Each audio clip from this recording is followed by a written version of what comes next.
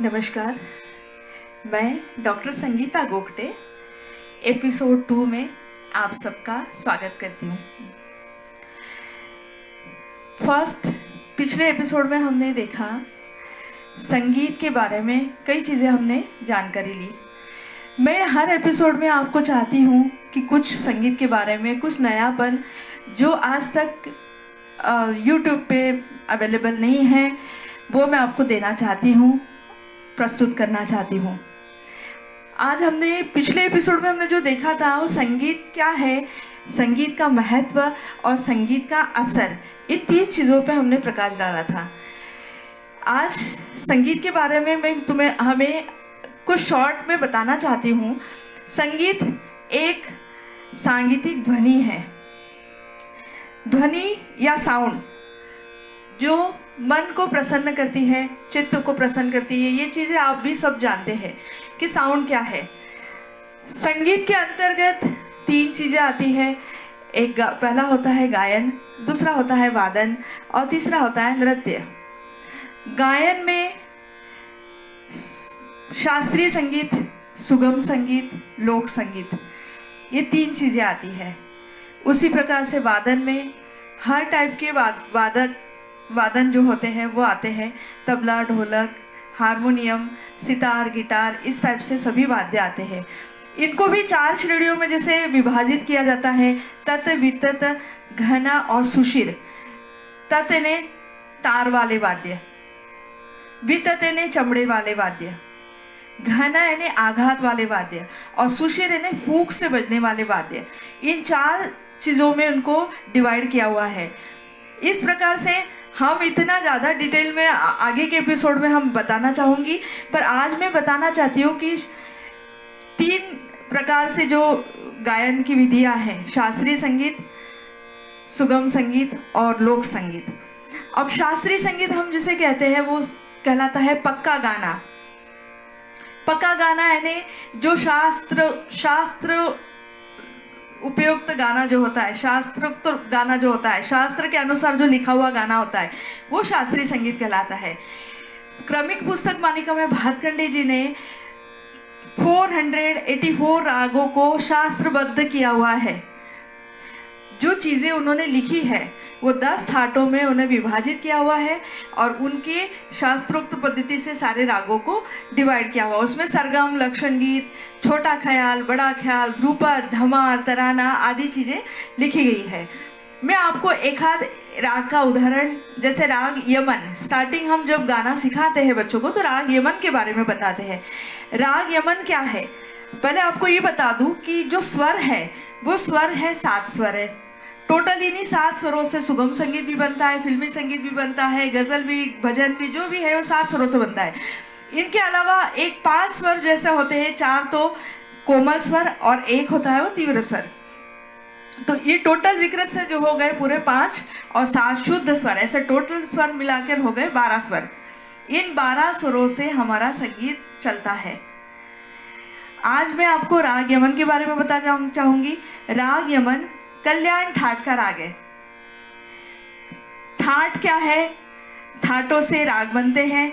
भातखंडे जी ने 10 ठाटों का वर्णन किया हुआ है, वैसे ही 72 ठाटों का वेंकटमुखी ने किया हुआ है वर्णन। तो इन 10 ठाटों में राग सबसे पहला है कल्याण ठाट का राग, राग यमन। उसके बारे में आपको थोड़ा बताऊंगी और बाकी की जो चीज़ें हैं वो आगे के एपिसोड में मैं आपको डिटेल में बताना चाहूँगी।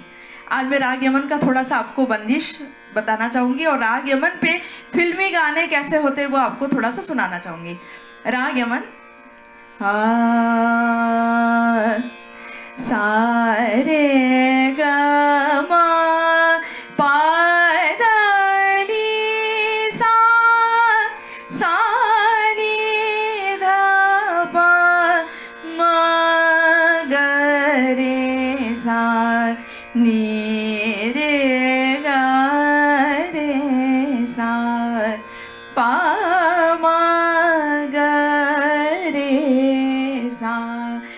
इसमें मैंने माँ जो है वो शुद्ध की बजाय तीव्र म लगाया। तीव्र का मतलब होता है शुद्ध माँ से एक सीढ़ी हम जब ऊपर चढ़ते हैं तो वो तीव्र कहलाता है और एक सीढ़ी हम नीचे उतरेंगे तो वो कोमल कहलाता है। जैसे वेस्टर्न में होता है major, minor, semitone, tone, semitone, इस टाइप से होते हैं। वैसे ही हमारे भारतीय संगीत में शुद्ध, विकृत, कोमल, इस प्रकार से हम बोलते हैं। अब मैं अब ज्यादा डिटेल नहीं ना जानना चाहती हूँ, राग यमन की एक आपको बंदिश सुनाना चाहूंगी। आरी ए रे आली पिया बिन सखी, ए रे आली पिया बिन सखी, कलना परत मोहे घरी बल छीन छीन, ए रे आली पिया बिना सखी, जब से पिया पर देश गवन किनो, रतिया कटत मोरी तारे गिन गिन, ए रे आली पिया बिना। ये बंदिश भातखंडे जी द्वारा रचित क्रमिक पुस्तक मालिका की बंदिश है, जो स्टार्टिंग में हम बच्चों को सिखाते हैं। इसी प्रकार से राग यमन पर आधारित फिल्मी गाने, बहुत सारे गाने बने हैं। मैं कहूँगी कि शास्त्रीय संगीत जो है वो भाव और रस पे आधारित है। ये भाव और ये रस नहीं हो तो शास्त्रीय संगीत या सुगम संगीत या फिल्मी गाने जो भी है, हमको मज़ा नहीं आएगा। हम जो कहते हैं कि हमारा दिल छू लेता है गाने, तो वो क्यों छूता है? उसमें भाव होते हैं, उसमें रस होता है। मैं हमेशा जब बच्चों को सिखाती हूँ तो पहली बात यही बताती हूँ कि जब तक आपके गाने में भाव नहीं आता, आपके गाने में जब तक रस नहीं होगा, तो जब तक अपना गाना अपने को नहीं अच्छा लगता है, तब तक वो दूसरे को अच्छा नहीं लगेगा। मैं हमेशा, ये मेरी कोशिश यही रहती है कि बच्चों को यही बताती हूँ कि अपने को अपना गाना जब तक अच्छा लगे, तब आपका गाना दूसरों को अच्छा लगेगा। इसी प्रकार से मैं कहना चाहूँगी, शास्त्रीय संगीत जो है एक बगीचा है, एक बाग है, उसमें से कुछ फूल चुनकर फिल्मी संगीत बना है, फिल्मों में गाया गया है। इस प्रकार से मैं आपको बताना चाहूँगी फिल्मी गाने राग यमन पे आधारित।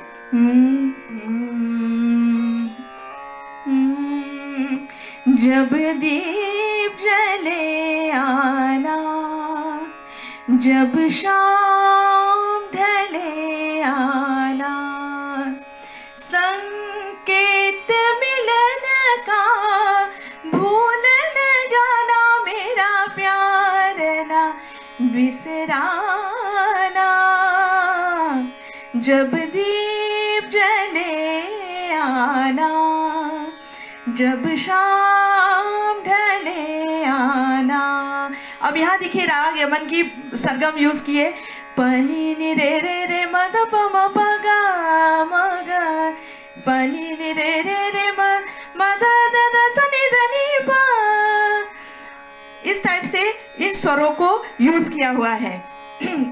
दूसरा गाना, जिया ले गयो जी मोरा सावरिया, जिया ले गयो जी मोरा सावरिया, लागे मन में लगन हुई बावरिया, जिया ले गयो जी मोरा सावरिया।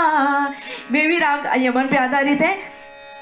इसी प्रकार से, निगाहें मिलाने को जी चाहता है, निगाहें मिलाने को जी चाहता है, निगाहें मिलाने को जी चाहता है, निगाहें मिलाने को जी चाहता है। इसी प्रकार से, चंदन सा बदन चंचल चितवन, धीरे से तेरा ये मुस्काना। और बहुत सारे गाने हैं। कभी कभी मेरे दिल में ख्याल आता है, और बीते बीते ना बिताए रहना। इस टाइप से राग यमन के हजारों गाने हैं, जो आज समय की पाबंदी के कारण मैं आपको इतना नहीं बताना पाऊंगी। मैं आपको एक शॉर्टली बताना चाहती थी कि ये राग प्योर राग यमन पे आधारित गाने हैं, फिल्मी गाने हैं। इस प्रकार से गज़लें भी बनी है। मेहंदी हसन की रंजिशे सही जो गज़ल है वो भी ये राग यमन पे आधारित है। ठीक है दोस्तों, मैं आज आपको आगे के एपिसोड में और भी ये राग यमन पे आधारित बताना चाहूँगी। मैं आशा करती हूँ आपको ये राग यमन का एपिसोड अच्छा लगा होगा। हम एपिसोड 3 में बहुत जल्दी वापस मिलेंगे।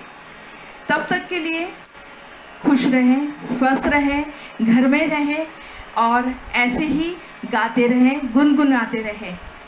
आपको यदि मेरा ये एपिसोड अच्छा लगा होगा तो सब्सक्राइब, लाइक, कमेंट करना न भूलें। धन्यवाद।